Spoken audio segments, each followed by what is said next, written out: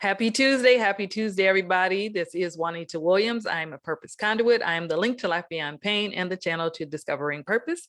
And this is today's Tuesday Truth. So this week we are continuing with trauma wounds, and the guest expert, I said the guest expert. The guest that I have today is the one and only Benjamin Thornton, my oldest son. Woo, woo.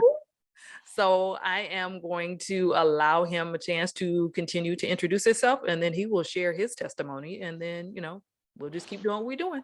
All right, Benjamin, it's on you. Okay. Hello, everybody. My name is Benjamin Thornton, son of Juanita Williams, 39 years old. Just had a birthday this past week on Monday. I am a husband and a father of two daughters I love very much. One daughter being eight years old and the other daughter being 19. And I've been with my wife since 2001. We've had plenty of ups and downs, but we love each other and we're making it. We're blessed. And we're making moves. So we used to live in Peoria. And now we're down here in Charlotte, North Carolina. We have been down here for 3 years now. It was definitely a faith move. We'd never been down here to Charlotte. We never visited. We've never seen anything that had anything to do with Charlotte outside of sports, the Hornets and the Panthers. And I know that they were terrible, so I never watched them. But now, of course, I'm home team since I'm here, so go Charlotte. But yeah, grew up in church, born and raised in church. Had a lot of experiences, both good and bad, in church. And unfortunately, like other situations, the bad kind of outweighed the good. In my situation, I had a lot of different experiences. I would say I learned about promiscuity. I learned how to fight. I learned how to play instruments. That's a good. I learned word and scripture. That's a good. Have had some bullying experiences at church. Molestation, but it was all a part of my growth process as a child. And really, to this day, sometimes I find myself thinking about, a lot of the things I had to deal with, but God told me last week, he was like, dude, you made it out of all of that. You made it out. You're 39 years old. You are a man and you have two daughters that you need to raise. You're not a boy anymore. It's time to move past and handle business. So with that being said, a lot of the molestation I had to deal with, that's where the promiscuity came in.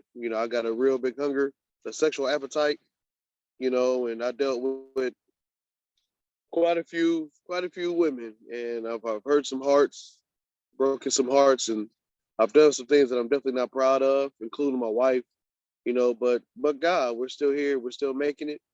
I haven't had an issue with that, and I would say now it's 2022. I want to say, I think it's been about going on 9 years. I've been just cool and even killed. Got tired of looking over my shoulder. Got tired of being fearful of what I was going to take on, whether it be a baby or STD.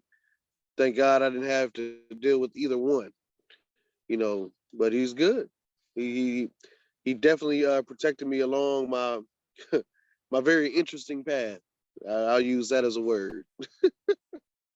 Interesting. Do you want to share any more about your interesting path? It's up to you. Yeah, like what kind of things would you like to know?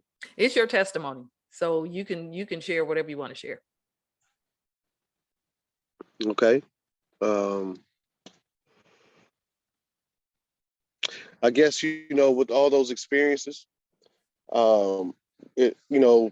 especially having those experiences in church, unfortunately, it gave me just a bad appetite, for the church, because I feel like The church really didn't help me in my position. You know, um, they actually I feel like church really added to, because there's a lot of things that need people got to prove points in church. It's all about me. It's all about the light, the limelight. It's all about worshiping whoever's behind the pulpit, worshiping that praise team leader. The musicians that's playing. It's all about the flattery.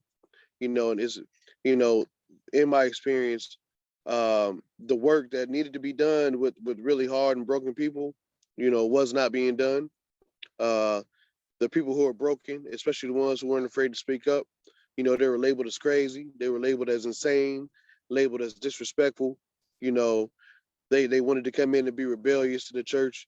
But really, therapy and counseling, outside of the man of God or the woman of God, that would have been, a clear ticket, even for me as a young man.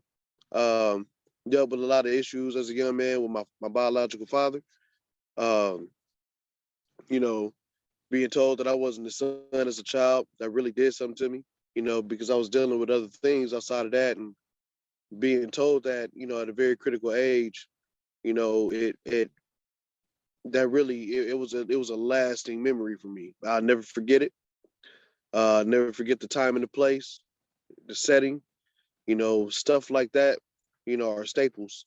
That's why it's important to love your kids. That's why it's important to keep your kids close. Family is everything. Um, I can never be a man to deny my son or my daughter. I can never be a man that will try to shine a light on other people so I can stand behind the light and people won't see me. I am well, with those experiences, I became a man, the type of man that is not afraid to speak on the things that he's done, the things that he's dealt with. Um, the accountability factor became very real for me, because I can't sit here and continue to blame others for the things that I've done. If I did it, I did it, and there ain't no hiding it. I got tired of looking over my shoulder. I got tired of always being nervous. I got tired of the bad dreams, scared, fear, hurt. And I felt alone for a long time. I really felt like I had nobody that I could reach out to. I had nobody who I could talk to. I was in the world by myself. I was very alone. You know, it got to the point where my tear ducts were dry because I had no more tears. You know, a lot of issues growing up with my relationship. With my wife. But we're working through them. Communication was one of them, and I feel like we didn't receive the counseling or the mentorship, or the people who took us in, that really cared. We didn't get that. We got a lot of judgment. We got a lot of I know you nots, and you should be afraid of you for your life. You still here. I heard a lot of words, threatening words, you know, just childish adults, um, really childish adults that needed to grow up, dealing with a whole lot of old bitter people, who wanted to spread the seed of bitterness to two young teenagers. And unfortunately, it worked for a while, but we had to call it out for what it was, and really push through the mud. I know I'm kind of jumping all over the place because first time I really spoke on a lot of things on a forum like this. Uh, your boy done dealt with a lot. My mom and dad, I know they love me, but they couldn't help me. They didn't understand it. Uh, they didn't understand it. And some of the things they didn't even know about. I didn't tell my parents that I was molested until I think I was what, 20. I was in my mid to late 20s. Uh, I held on to that stuff, held on to it. People having things to say, silly words coming out of folks' mouths. Got into it with a family member last week, because he told me it was my fault because I ain't say nothing. That could have got real ugly. It did. It took me back to a childhood place, but that was a test. That was a test, and I feel like I failed it. And I know it's going to be another one that's going to come, and I'm going to be prepared for it next time, because, like you told me, I got to move past it. I got to move forward. I can't allow the words of people, to no longer affect me, because that's what I allowed for a very long time. You know, who I thought was a spiritual leader for me really wasn't. Um, it was a lot of words that were said that shouldn't have been professed and said. And I'm the type of guy that I'm not going to make excuse for any man, any woman. Wrong is wrong, period. I don't care about your feelings. I don't care about what you think. I don't care how you think I should be, because I don't live for the church. And a lot of people do. I don't live to please the man or woman. I don't, because they're not going to get me into heaven. They're not going to be my ticket. They're just a messenger with more responsibility. We are all messengers in our own way, but those who chose to take on the cloth, they just have a bigger responsibility, but we're all messengers. So yeah, the fellowship is awesome. But I decided, even when I moved down to Charlotte, that I was going to fall back, because I didn't want to have to deal with old church people thinking they can say whatever they want, to me, because they feel like they have position or title. If your words aren't going to be words of healing and growth, then just shut up and don't say nothing to nobody. I don't care if you're a bishop, an evangelist. I don't care if you're a prophet. I don't care about none of that. If your words are not going to be conducive to healing and growth, shut up and walk away from that person, because your words in your position are going to stick because of your position. You have to care for that position like you would care for your baby. You can't just be wild and reckless with it. You can't just say whatever you want to people, and you cannot do whatever you want to do. You just can't. You know, People nowadays are different from the days of old. A lot of folk in the days of old, they just wanted a word. They wanted some relief, from a lot of the traumas and things that they were dealing with. So going to church, they got to hear good news. Where'd the good news go? It's all about me now. Fake humbleness, fake respect, fake love. Some of it, some of it could be genuine, but it really, my experience. My mom's water broke in church. I think I was told that when I was a kid. So I think I might be right. I don't know. I'm looking at your face. I think that's what I was told. I know I've been in church all my life. It was And after church. It wasn't actually in church, but it was after church. It was on a Sunday evening. Yeah. So I went to okay, church, morning service, afternoon service, came home, ate some more dinner, and my water broke. so I was in there praising the Lord with you. Yes. So, Yes. 39 years of church, and you would think, man, I should be somebody's mega church pastor, but maybe that's part of the plight of the enemy. He had to work extra hard to try to knock me off my path, and he's put in work. Mhm, But mhm. you know, I'm calling him out for what it is. Yeah. He's always been defeated. He is defeated, and I don't want to be a mega church pastor. I'm good with going. I'm good with going to the club. I'm good with going to the bar, and I'm good going in the streets in the hood where the real broken people are, and having them conversations with them, because that's all they want to do. They want to talk and release. A lot of times, what I see now, the church expects the people to come to them. That's not the mission. We go to the people. We make fishers of men. The fish don't jump in the boat. We go get the fish. Well, you have said a whole lot now. You didn't preach the whole sermon, because that is so true. I do have a question for you. We're just going to put a pin right there. So, do you think your realness caused people to look at you a certain way? Oh Because yeah. let me just say this, Mhm. Benjamin is like his mother. He speaks the truth. And I have learned to kind of tame mine a little bit, but I still speak the truth. But hey, we're just real and raw. So Yeah, I'll yield the mic to you. I think that's all. I think that's the Thornton spirit. Like, I think that's us. Just we're gonna say what's on our mind, whether it's good or bad. If it's got to come out, it's got to come out. And I do feel like because I don't hold back, because I'm gonna say what's on my heart and on my mind. Yeah, it's definitely rubbed a lot of people the wrong way. I've lost some relationships because of it. They tread lightly around me because guess what? If you can tell me the truth about me, that means I can tell you the truth about you. They could be Right. President Obama. Right. I'm gonna tell that dude what it is. I don't care. You know, if you feel like you can talk to me and tell me whatever you want, then you got to be able to get those bullets back. So yeah, it's definitely been an issue. People can't handle my rawness, you Mhm. know, in whatever subject because I'm not going to tell you what I think you want to hear because you never gave me the same courtesy. Well, I mean, if you can look back at Jesus, he didn't either. He didn't mince words. Nope, I mean, he told the nope. truth.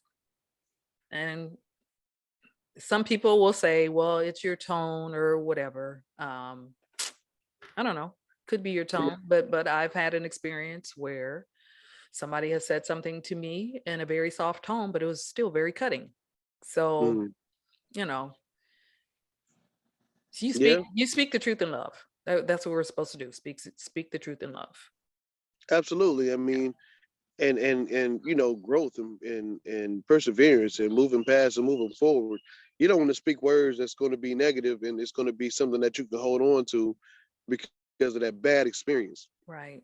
So What true. they say, you can give me sugar or honey. I mean, or vinegar and honey. It's scripture that Mhm. speaks on that.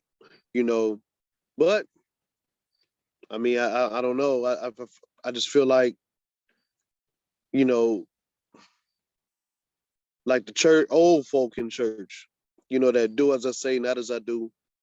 Um, be seen. What is it? Be seen and not heard. Yes.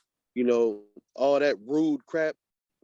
Really just it raised up a generation of folk who, oh, you gonna hear me because Mhm. you're not gonna take my voice because that's all they were doing. They were talking mess and they didn't want the kids to hear it. The kids were smarter than what they thought they were, Yeah. so they were, a little salty. So now it's time for me to front you up as a child and take your voice because you know what's going on and you shouldn't. Well, maybe you should be more responsible, old person. Yeah. So they did the same thing that they did what they saw. So they thought they could, Mhm. pass it on. But with the generations that are coming up now, you definitely cannot do that because it's not going to work. So, like I said, we speak the truth in love. And if there's something that you're talking about that you shouldn't be talking about, the word speaks on that too. Stop gossiping. Yeah. Point blank. Stop Or gossiping. even imposing yourselves in people's lives. Like I had a couple of friends down here, and you know, one of the ministers at the church told me to be a better friend because I had a cooler of my own little drinks or whatever, Hmm. and I was feeling a little good, but I thought it was a bad situation because of how my wife responded. She was not happy. So because she was so mad at me, I thought like, dang, was I out here just real wild with it? So me being me, I reached out to the guys. I was like, man, my bad if I was wrong, blah, blah, blah. Long or the short, one of the guys, Pillow, talked with his wife, and she decided that she wanted to address me. And she told me to be a better friend, not knowing that I was there for them, moved them, did lawn care, all types of stuff, all types of stuff. Where were you? Because she felt like she had a position in the church. She felt like she could just say whatever. But now she ruined a relationship. You know what I'm Mm. saying? Like that should have been a be seen and not her moment for her. Mm. I mean, sometimes some things are better left unsaid, especially when you don't really know what you're talking about. Right. You've only heard one side of the story or whatever. So it's best to stay out of it, especially Yep. if it's between a husband and a wife. If you're not hearing both sides of the story at the same time, it's best for you to stay out of it. Yeah. If it's a counselor, of course, that's a different story, but everybody's not a counselor. So, No. and we definitely can ask for spiritual guidance, but make sure that it's spiritual guidance. Right. At this point, I just kind of feel like I don't really have anybody I could ask. I mean, it's just me and God now. Like I said, I just don't have the best appetite when it comes down to churching Mhm, anymore. I want real relationship. mhm. I want, I want to feel, I can feel the presence of God at the crib. Yes, you can. You know what I'm saying? I don't need to feel Yeah. the strength from the people. I think that's all bull crap. You know, you can have your own personal one-on-one and fellowship in many ways. It is not only just church, Well, you know, absolutely. I mean, it's a one-on-one relationship. Your relationship is your relationship with God. right, So, right, with and God. he's in your presence at all times, but are you in his presence at all times? True So story. that's the I thing know right I'm not there. at all I times. I mean, can none of say us that are too. at all times, but what I'm saying Yeah. is you definitely can have your worship time with the Lord. And Oh, it's just absolutely. you and him. And I'm gonna tell you, it's gonna be the best time ever. Yep. Just you and him. So I have another question for you. How Uh-huh. did your experiences affect you as a child and then also as an adult? And you can Um, speak on whatever you want to speak on in that regard. well, it really made me bitter and jaded, Mm, my childhood experiences. Uh, I went through phases of hurt. mm, um, I mean, it started very young, um, all the way up to my adult years. But my young experiences made me very jaded. Um, quick to be angry, quick to fight, quick to try to find satisfaction to ease my insecurity, mm, you know, mhm, and even doing that caused problems. mm. Um, so those experiences, I think I left myself when I was 9 years old, and I just been surviving, Wow. if that makes sense. It Um, does. It does. What happened at 9 years old that caused you to leave who you truly are? well, ultimately, that's when my father told me I wasn't his son, Mm, okay. and then because I got touched, I got touched Mm, before I was 9. okay. So I didn't know what that was about. I was a child. I didn't know what was to it. None of that. And then around, I think I was 8. I think a year prior to that, or maybe I was 7. At church, a teenager, you know, uh, he tried to pull it, Mm, and mhm, I was scared. I didn't know what to do. Both of them were dudes, mm, you know, yeah. and then I had some family members pull it, Yeah. So those moments, it left me very bitter, very jaded, and very, very, I mean, very promiscuous. Mm, Because I wanted to prove myself. I was being called gay as a kid, because I was raised by it was you and Bob. Our dad's always been around, but when we was in the Warner homes, it was just me and you. So I took on a lot of ways that I seen, and I was, being called gay and little fag and all that stuff. I didn't know what the heck that stuff meant. I never heard them words before. yeah. When I got older, I realized, and I was like, wow. Well, I wish one of my cousins would call me that now. You Yeah, I don't know, think they would. yeah, you try to pull it, Yeah. you know, but it left me in a very broken space. It left me in a very broken space, Mhm, and I felt like me being promiscuous, having a lot of sex and touching and kissing and all touching me and all. I thought that would make me feel better because mhm, of what I already previously dealt with, mhm. but I come to find that it didn't, you Yeah. know. So all the experience I've had were just bad experiences that I thought were good. Mm, mm. So what are you carrying now from those experiences, or are you carrying anything? Uh, I think I'm still in that 9-year-old place, Mm, and I need to, I'm a man, of course. I go to work every day, and also that affected my work, you know, because I was so worried about people. I'm gonna answer your question about yeah, just go something ahead. came to me. Go ahead. It affected my work. I was so worried about people and how people felt. I'm trying to find the best of the best. I'm like, no, this job don't pay enough. I'm leaving. You know, every job I had, they loved me for the most part. Mhm, So I'm like, well, I didn't love to pay. So because I was looking for that, oh well, he does this, he's got this kind of money to show that I'm out here doing my thing, and I got it. You know, I just jumped around from place to place, and that caused me not to have any stability. mm, You know, so but now here, um, being here in Charlotte, I've been consistent. I'm working, I'm doing my thing, taking care of my family, but sometimes I feel like I go back to that 9-year-old place to mhm, answer your question now. Um, the little fits of rage and the alcoholism, you know, because of a lot of stuff that I dealt with, you know, that didn't help, me drinking alcohol. It kind of just it intensified it. mm. Okay. Wow. At first I would cry when I be, inebriated. I cry. It'd be easy for me to break down in tears, and then next thing you know, I'm headbutting walls and Mm, losing my mind. mm, mm, So it's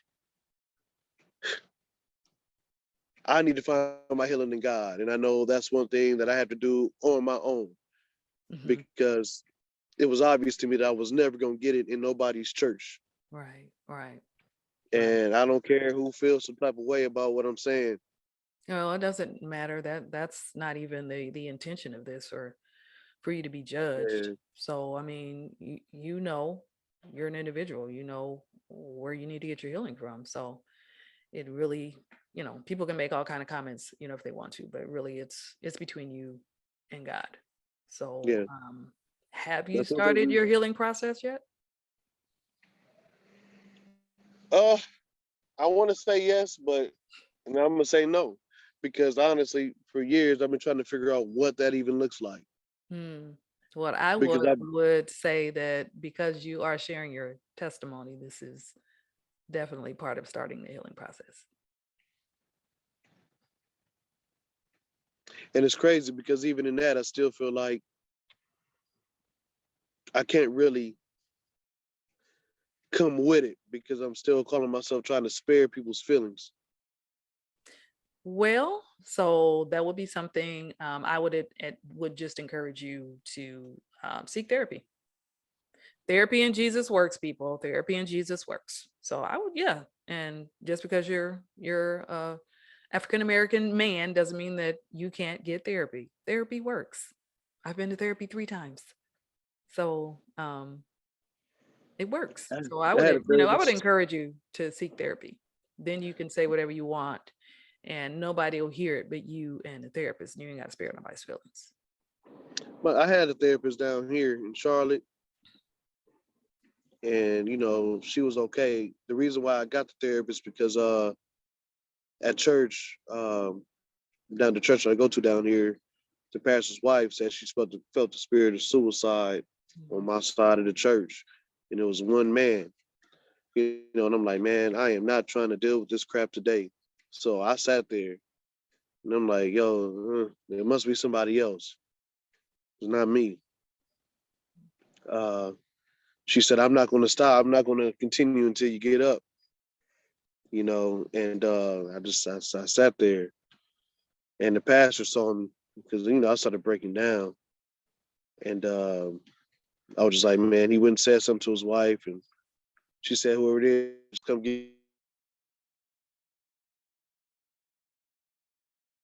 Why It's not- is calling me right now? I'm in this interview. That's okay. Sorry, It's okay. it So was muted. I'm gonna have to call you back, Aaron. But yeah, I walked up and it was me, just I just broke down. I got prayer. I had like 30, 50 hands. I am in an interview. That was Chrislin. That wasn't Arian. Sorry, Arian. that's okay. Chrislyn is his daughter, everybody, if you don't know that. His baby girl. Right. Uh, I walked up, I had like 50 hands on me coming from everywhere, and it was a really, really awesome experience. And then next thing people wanted to sit down and talk to me and let's talk about your experiences. And because I had a distrust for people, that really it didn't sit well with me. And then the situation with the Be a Better Friend comment came out. So I'm like, wow, yeah, y'all not really trying to help anybody. Y'all just out here for y'all. Mhm, mhm. You know, suicide, the spirit of suicide hit me when I was 18. Mm, I tried to commit suicide 3 times, wow. and it never came to pass. Because it wasn't So supposed to. yeah, God still has a work for you to do. So yeah, he thwarted that plan. Satan wants you to take yourself out. He does because he knows what's inside of you, and he knows how powerful you are in ministry, and he doesn't want that to happen. yeah, yeah. I mean, it's not. Yeah, It's definitely not. He already knows he's a loser. he definitely Uh, is that. He definitely is that. and he's tried to throw so many darts at me. You don't believe it. Yeah, You coming to me in my dreams and in my sleep. yeah. But God is good. You know what I'm saying? And I will always say that. I'm saying God is good. I don't, like I said earlier, I don't live for the church. I'm not your typical church goer. Yeah, I'm yeah. not your typical churchian, you know. I'm not. I feel like I outgrew it, like I've seen so much and heard so much. And I'm like, man, like it's more hurting in church than it is out here in the streets. Yeah, I would tend to agree with that. And it's not, I mean, just for clarity, the church is us, it's not the building. So the church Right. is the people. So just because of some of the trauma that we dealt with growing up and some stuff that we dealt with even as an adult, it causes us to be injured. So yeah, I would Oh agree. yeah. I would A lot of agree. holes in the church, a lot of cheating in the church, a lot of promiscuity, a lot of money laundering, playing with money, taking money, cheating folk out of money. It's a lot of that going on. Um, And that doesn't and mean that it's going on everywhere, people. yeah, not everywhere, It not everywhere, not everywhere. there are some upright, upstanding pastors who are leading their flock the way that God has called them, him or her, to lead them. So, not that's not happening everywhere, but truth is, it does happen. I saw it growing Yeah. up as well. So, how is your heart posture today? You know what? It's pretty cool because I am able to speak out, because I am able to define my healing, through my words and just pushing every day. My heart posture is pretty cool. Now, when I have hard or rough days, I mean, it just is the hard or rough day, but every day I told myself from here on out, I want to laugh and have fun for the rest of my life. I've dealt with so much already where, I mean, none of that gets to me, so yeah, I want to laugh. I want to have fun, because like you said, the church is within us. I tell people now, if that church building shut down, it could be a strip club the next day. That is true. That is true. Um, and laughter is good like medicine. That is a word as well. I love to laugh as well. So, have you forgiven those people that transgressed against you? Because forgiveness is a big part of growth and freedom. That is my issue. Forgiveness. Okay. Well, that is something that you and God gonna have to work out. Yeah. I mean, he forgave us, so, and he gives us the capacity to forgive too. So that is something you and the Lord he'll deal with you on that. Yeah. Yeah. I think that's part of the reason why we came down here. Set me down and get me one-on-one. Because in Peoria, I was not thinking about nobody's church. I was out here doing me. Yeah. And in doing me, that wasn't good. That was an issue, So get me down here, set me down where I can really just hear his voice. Yeah, it's So important. It's important. yeah, it's happening because I can feel it, and it's a really good feeling. Wonderful. Um, yeah, that peace is real. That peace side of my life is real, and that's one thing I'm really searching out for. Yeah. I want to know how it looks and how it feels because I want it. So Mhm. asking you shall receive. Amen to So that. So yeah. who are you shaping, or who have you shaped? And that could be your children, or whoever, or if you've mentored kids or whatever, um, Oh man, or like anybody. It could be anybody. yeah. I mean, it's just family members, cousins. The ones who were really, really felt like they was on my team and I was on theirs.